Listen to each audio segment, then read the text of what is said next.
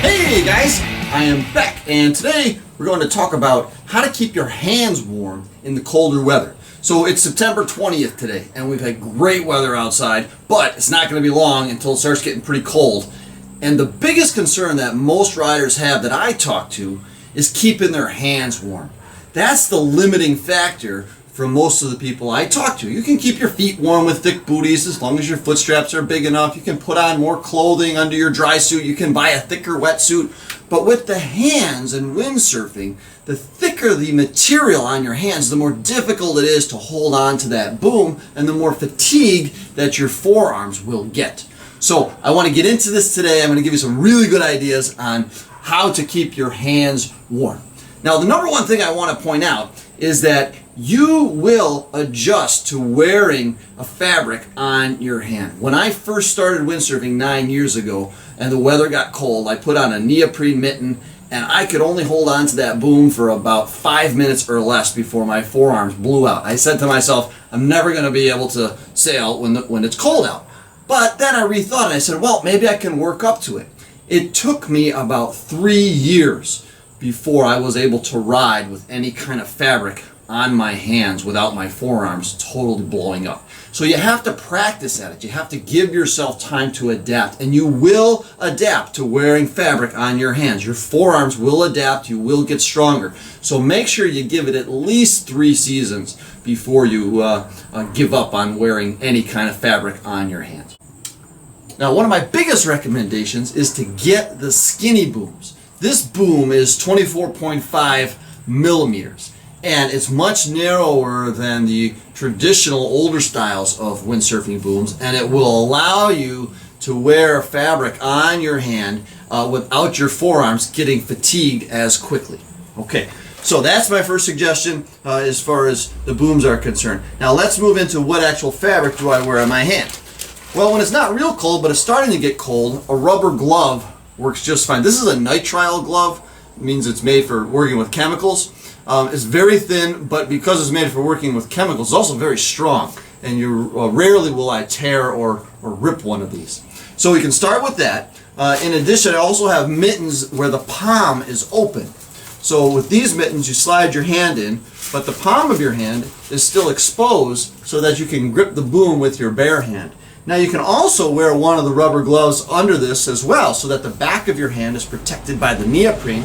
And then the palm of your hand just has a very thin layer so that your forearms don't get as fatigued. Now when the weather gets even colder, this is a fully closed mitten, and I can also wear this thin nitrile glove underneath that. This is about as good as it gets for protecting your hands. Although I do have a new mitten that I just purchased. It was recommended to me by a friend of mine.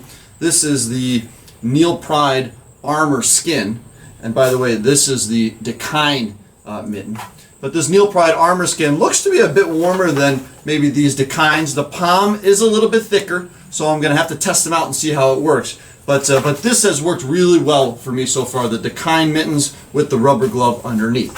Now choose your location more carefully in the cold weather as far as what beaches you're going to sail at. Choose locations where it's easy to get out. If you go to a location with offshore wind and there's no wind near shore and you have to slog out in big waves, you're going to blow your forearms out in the first 5 minutes and your session's going to be over. You just won't be able to hold on anymore. Choose your locations more wisely as the temperatures start to drop. So I like to go to beaches where I can walk from the car to the water in a short distance so I can bring a cooler. This is a perfect size cooler. I can fill this halfway up with hot water, put the cover on. It stays hot for 6-7 hours, or at least warm for 6-7 hours. It stays hot probably for 4 to 5 hours. And then I can windsurf for 20 minutes, come in, dunk my hands right in there with the mittens on, warm them up, get another 20 minutes. If it's easy to get in and out of the water, then it's easy to keep your hands warm with a cooler like this.